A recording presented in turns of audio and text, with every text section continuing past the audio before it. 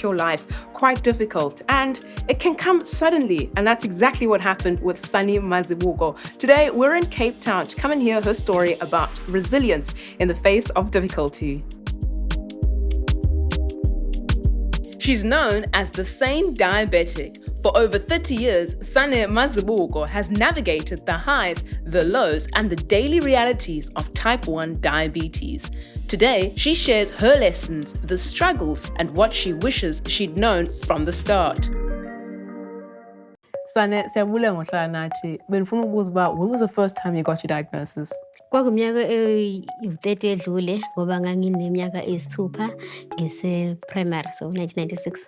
How did your family manage your diagnosis? Abazali bami babenakungakholwa kahle kahle ukuthi ngiyingane eneminyaka eyisithupha nesifo sikashukela ngoba isifo sikashukela sijwayelekile ukuthi siphatha abantu abadala.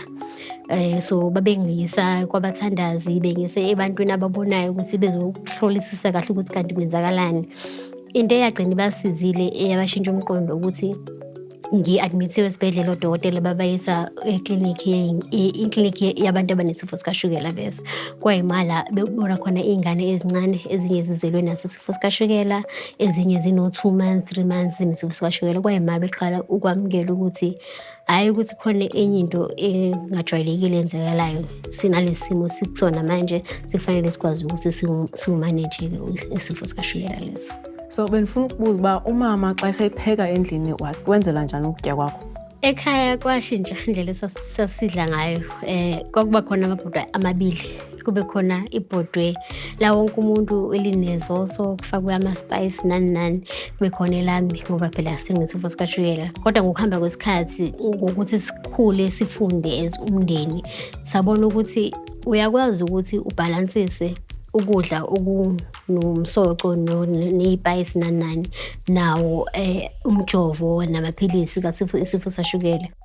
Zazithini misconceptions of type 1 diabetes? Kukhona le misconception yokuthi umuntu wesilisa uma nesifo sikashukela kusho ukuthi sexually uba nenkinga.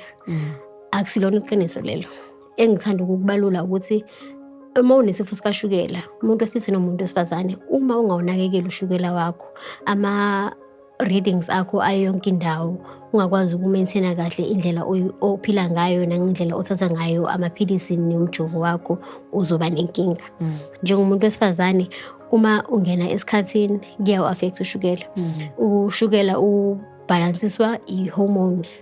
Uma usungena esikhathini la ama-hormones akho vele aba-off. Kule minyaka soyiphilile, ndifuna ukubuza uba zithini challenges that you faced over the years? Isifo sikashukela azange sichazwe ngendlela yokuthi ingane leminyaka enesithupha ya-understand ukuthi kuchaza ukuthini ukuthi unesifo sikashukela. Kwathi ngiqeda ukudiagnoswa, ngiphuma esibhedlela nani, abazali bami bakhuluma nothisha bami kubazisa ukuthi nginesifo sikashukela. Uthisha wami wakwa-grade 1 wathi kumina, uma udinga ukudla oku-extra ayikho inkinga, ungavula i-lunch box yakho udle. Kodwa nginga-understand ukuthi yini esishintshile ezobangela ukuthi ngikwazi ukudla ezinye iy'ngane